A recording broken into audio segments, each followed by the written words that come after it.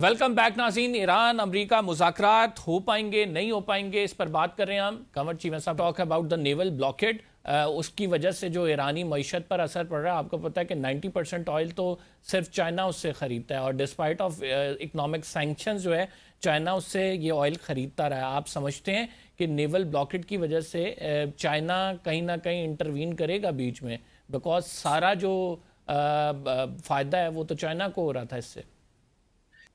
देखिए, ज़ाहिर बात है, हर मुल्क अपनी वो फ़ायदा तो देखता है, लेकिन मेरा ख़्याल है कि अमेरिकन शायद चाइनीज़ शिप्स को तो नहीं रोकेंगे और ना ही रोक पाएँगे।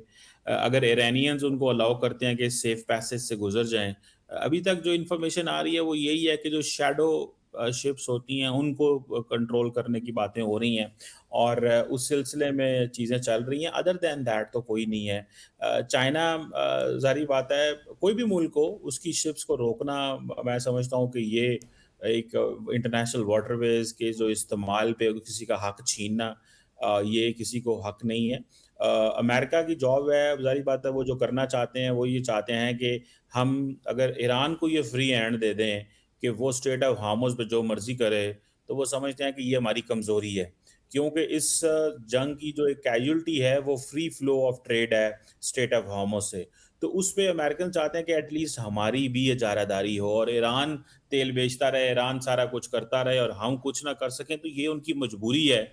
इससे वो पीछे अमेरिकन्स नहीं हटेंगे, बड़ा मुश्किल लगता है। अगर तो एक बात ईरानियंस की तरफ से आ रही थी जी कि वो ट्रम्प साहब बहुत बोलते हैं, उनका ट्विटर बहुत बोलता है, उनका ट्रुथ सोशल बहुत बोलता है, उसको रोकें। तो मुझे लगता है कि वो तो शायद ट्रम्प साहब रुक जाएँ, लेकिन अगर स्ट्रेट ऑफ हार्मुज़ अगर आप कहते हैं ईरानियंस के वो ब्लॉकेट बंद हो ख़त्म कर दें, मेरा नहीं ख़्याल वो करेंगे। बिकॉज़ वो प्रेशर रखना चाहते हैं ट्रम्प साहब, बिकॉज़ ईरान भी तो इस वक़्त उनकी समझ उन बकौल अमेरिकन्स उनकी किसी बात में नहीं आ रहा है या चीज़ों को नहीं कर रहा। तो मेरा ख़्याल है कि ये एक कांस्टेंट लेन-देन चलता रहेगा। लेकिन सबसे इम्पोर्टेंट चीज़ ये है कि ईरानियन डेलीगेशन इस्लामाबाद में है, टॉक्स आर मूविंग, चीज़ें बेहतर हो रही हैं। Chishti sahab Trump transactional man, और when it comes to transaction ये बात क्यों नहीं एक्सेप्ट कर पा रहे वो कि उनको कुछ ना कुछ ईरान को रिलीफ देना है। अब हम उनकी स्टेटमेंट को एनालाइज करें तो वो कहते हैं कि पीस डील है, ईरान को चाहिए वो एक्सेप्ट करे, अदरवाइज मैं तबाह करके रख दूंगा। तो ये जब तक एक्सेप्टेंस नहीं आएगी कि हमने कुछ ना कुछ लूज भी करना है, तो ये डील नहीं हो पाएगी। देखिए कमर साहब, सुबह और शाम वो इसलिए बयान बदल देते हैं कि ट्रांजैक्शनल जिसको आप इशारा कर रहे हैं, ये बार्गेनिंग लीवरेज ली जाती है। एक तरफ वो, जब आपने देखा होगा, शुरू में उन्होंने इनकरेज किया कि ईरान बेशक तेल देता रहे और रूस भी देता रहे और शिप्स स्ट्रेट ऑफ हॉर्मज से तेल लेकर आते जाते रहे। ऑल्दो को 1.48 मिलियन बैरल रोजाना ईरान भेजता रहा, मोस्टली चाइना को। तो उन्होंने लुक द अदर साइड किया और कहा कि जी चलता रहे, क्योंकि वो चाहते थे कि तेल की कीमतें स्टेबलाइज रहे। जब उनको लगा कि ईरान की तो एक इनकम भी बढ़ गई है, जो जिसको उन्होंने 500 मिलियन डॉलर कहा, जो मैंने हिसाब लगाया तो 180 मिलियन डॉलर के करीब बनती है। इतनी ज्यादा नहीं बनती है, क्योंकि वो गलत हिसाब लगा के अपने लोगों को खुश करना चाहते थे कि मैंने 500 million dollar per day Iran को डिनाई कर दिया। अब जो उन्होंने ब्लॉकेड लगाया है वो बुनियादी तौर पर वही है। कभी वो चाहते हैं कि बार्गेनिंग जो लीवरेज है, ईरान को जो फील किया जाए उसको खींच दिया जाए। जब वो खींच देते हैं, ऑयल प्राइसेस बढ़ती हैं, एक दुनिया में क्योस मचता है, फिर ब्लेम उन्हीं पर आता है। तो फिर वो रिलैक्स कराकर मार्केट को डाउन करते हैं, स्टॉक में मार्केट को स्टेबलाइज करते हैं। तो दोनों के दरमियान गुड कॉप बैड कॉप खुद ही खेल रहे हैं। जबकि ईरान की तरफ आप देखिए, गुड कॉप बैड कॉप की जो एक खबर निकली है कि शायद पासदारान इनकलाब नहीं चाहते और हार्डलाइनर है ज्यादा, वो बाय डिजाइन भी हो सकती है। एक नेचुरल भी हो सकती है कि इतनी बड़ी जंग लड़ी, न्यू रेलेवेंस, जैसे मैंने पिछले सवाल के जवाब में कहा, फाउंड की उन्होंने।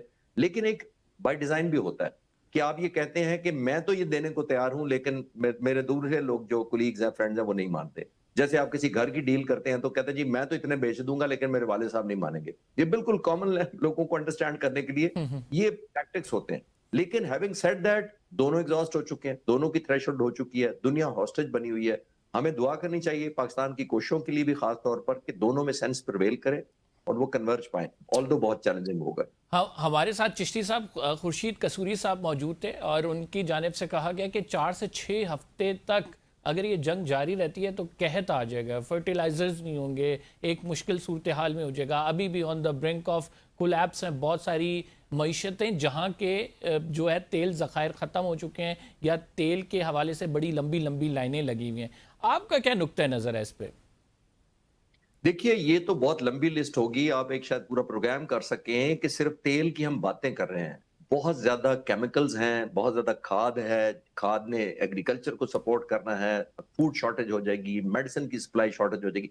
बहुत सारी दवाइयों में ज़ाहिर है पेट्रोलियम और इस तरह की चीजें इस्तेमाल होती हैं, केमिकल्स में होती हैं, डेली लाइफ में होती हैं, फर्नीचर में होती हैं। अब नाम लेते जाएं तो आई थिंक इतने ज्यादा बाय प्रोडक्ट हैं पेट्रोलियम के, सिर्फ हम तेल को गाड़ियों चलाने के और मोटरसाइकिल चलाने से तशबीह नहीं देनी चाहिए। तो वो क्योंकि इम्पैक्ट स्लो डाउन हो है इस वक्त, वो इस तरह क्रीपन नहीं किया इतनी फास्ट ज्यादा, क्योंकि तेल 20% हम कह के या एलएनजी एलपीजी को हम ज्यादा विजुलाइज कर पाते हैं। लेकिन आई थिंक जो बाय प्रोडक्ट्स हैं ऑयल के या पेट्रोलियम के, वो हम इग्नोर वाकई कर रहे हैं। और अगर खुदा न खास्ता, जिससे मैंने कहा कि उनके इम्पैक्ट आने शुरू हुए, तो फूड शॉर्टेज भी हो जाएगी, प्राइसेस इतनी हाई कर।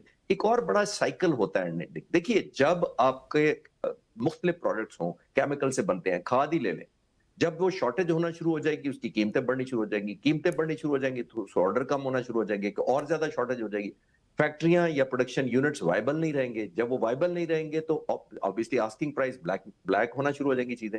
अभी तो उस तरफ ध्यान नहीं जा रहा लोगों का। हम शॉर्ट टर्म 40 दिन की जंग दे रहे हैं। आई थिंक कसूरी साहब ने बिल्कुल ठीक कहा कि अभी आम लोगों तक डायरेक्ट पेट्रोलियम के या पेट्रोलियम से रिलेटेड जो साइड इश्यूज है उन तक ही बात गई है, बट चंद दिनों में बहुत बड़ा क्राइसिस शुरू हो जाएगा, जो अमेरिका भी रियलाइज करता है, प्रेसिडेंट ट्रंप भी ब्लेम नहीं लेना चाहेंगे, और खास तौर पर उनका इलेक्टोरल जो वोट बैंक है वो तो बहुत ही पढ़ा लिखा है। उनको तो जाहिर है बहुत ज्यादा सेंसिटिविटी भी है कि अगर प्राइसेस बढ़ी तो उनके लिए बहुत चैलेंजिंग हो जाएगा। कंवर चीमा साहब, इसमें लास्टली आपसे ये भी जानना चाहूँगा कि हु विल ब्लिंक फर्स्ट, मतलब यानी जो ये हम देख रहे हैं एक इंड्योरेंस की भी जंग है, एक पेशेंस की भी जंग है।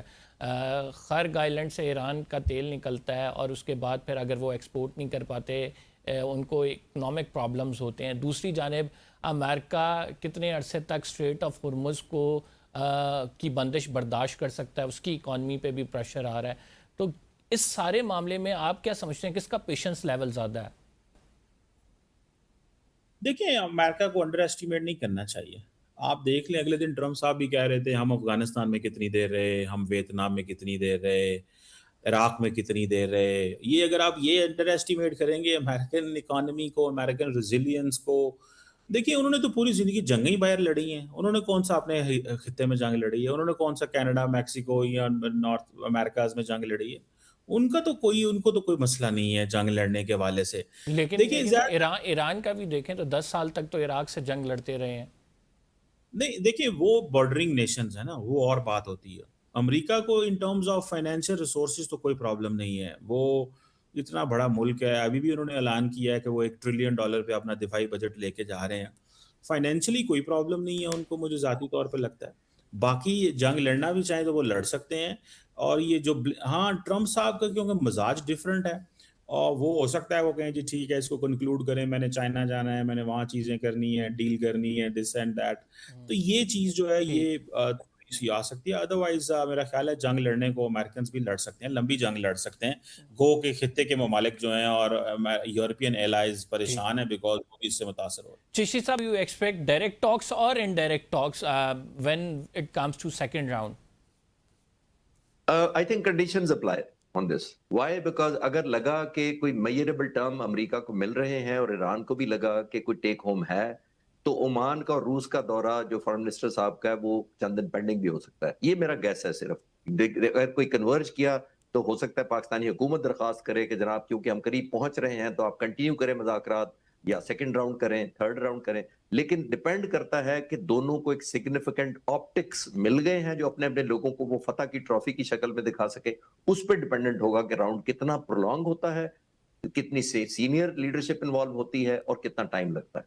लेकिन चिश्ती साहब, इसमें हम ये भी तो देख रहे हैं कि इस सारे मामले में अगर बात को आगे बढ़ाने की पाकिस्तान कोशिशें कर रहा है, दोनों की साइड से एक मैक्सिमलिस्ट पोजीशन ली हुई है, चाहे वो पॉस्चरिंग के लिए कहें, चाहे आप उसे कहें कि लोकल आवाम की कंजम्पशन के लिए ली हुई है, लेकिन उससे नीचे भी तो नहीं आ रहे हैं। जी देखिए, कमर साहब, पब्लिकली नहीं आया जाता नीचे, मीडिया के सामने नहीं आया जाता, अनाउंसमेंट्स नहीं होती। मुज़ाकरात आमतौर पर, क्योंकि मीडिया बहुत जाहिर है इस वक्त बहुत ज्यादा प्रोबिंग हो चुका है, बहुत ज्यादा इन्फ्लुएंस कर गया हमारी जिंदगियों में, हमारे हर एक के हाथ में एक मीडिया डिवाइस होती है, तो पहले जो मुज़ाकरात होते थे, पिछले एग्जाम्पल ले लेते हैं, जो पिछला जेपीसीओ एग्रीमेंट हुआ था ईरान का और अमेरिका का, वो 2009 में एक्टिव मुज़ाकरात शुरू हुए थे। 2015 में एग्रीमेंट हुआ था। उससे 1.5 साल पहले बहुत ही कंसंट्रेटेड किस्म के डायलॉग्स हो रहे थे, एक्सचेंज हो रहे थे। तो 6 साल चला, 1.5 साल बहुत एक्टिव हुआ, लेकिन रोजाना की बुनियाद पर पब्लिक में नहीं आती थी बातें। जब एग्रीमेंट हो गया ओबामा के टाइम पे, तो तब पब्लिक में आया। तो आई थिंक इस दफा क्योंकि स्टेक्स बहुत हाई हैं, जंग पहले लग गई है, उस वक्त जंग पहले नहीं लगी थी, उस वक्त मुज़ाकरात हो रहे थे। तो आई थिंक डिपेंड करता है, क्योंकि इस वक्त 8 अरब जो लोग दुनिया में रहते हैं, वो इनडायरेक्टली एंड डायरेक्टली हॉस्टेज बने हुए हैं। तो जाहिर है उतना प्रेशर बिल्ड हो जाता है दोनों साइडों पर, और खास तौर पर अपने अपने अवाम का। तो आई थिंक वो जो पब्लिकली जिस तरफ आप इशारा कर रहे हैं कि नजर तो नहीं आ रहा, वो नजर आएगा भी नहीं। वो इंशाल्लाह ताला नजर उसी दिन आएगा जब कोई ना कोई कन्वर्जेंस हो जाए। Let's hope for the best. आप दोनों का बहुत बहुत शुक्रिया। पाकिस्तान कोशिशें कर रहा है, let's hope for the best. हम उम्मीद करते हैं कि इन दोनों के दरमियान मामला जल्द तय पा जाएं, ताकि दुनिया जो है इस बहरान से निकले। कंबर ज़ैदी को इजाज़त दीजिए, अगले प्रोग्राम में आपसे मुलाकात होगी। अल्लाह ने के बाद।